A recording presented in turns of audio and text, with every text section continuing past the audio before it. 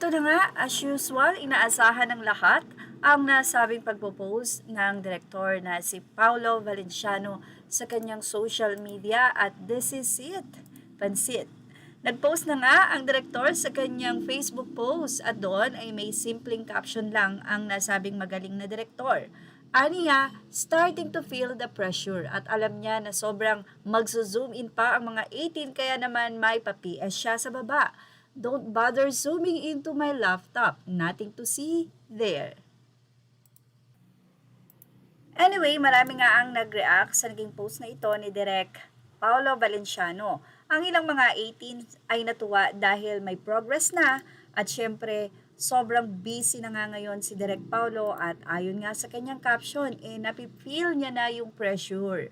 Well, kailangan kasing tumbasan niya ang galing ng simula at wakas sa kanila nga pong naging first concert kung saan ay 2 days nga itong naganap dahil na rin sa demand. At this time, ito nga yung pangako ng SB19 na mas higit pa. Sabi nga ng mga fans, 18, may higit pa ba sa higit na?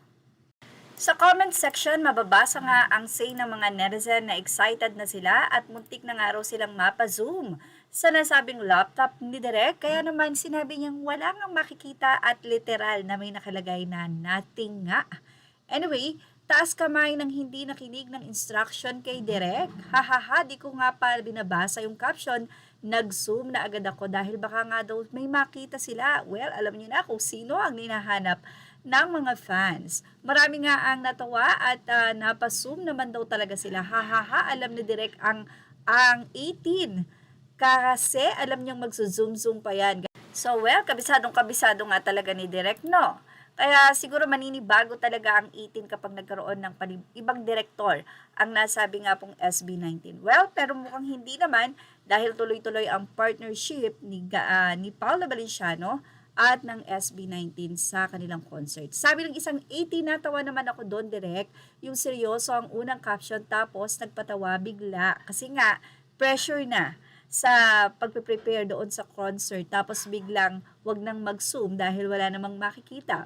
From react change to nag-zoom pa rin kasi. Alam na alam mo, Direk, ang galawan ng 18 na. Sorry, nothing nga. Attendance ng mga nag-zoom pa rin.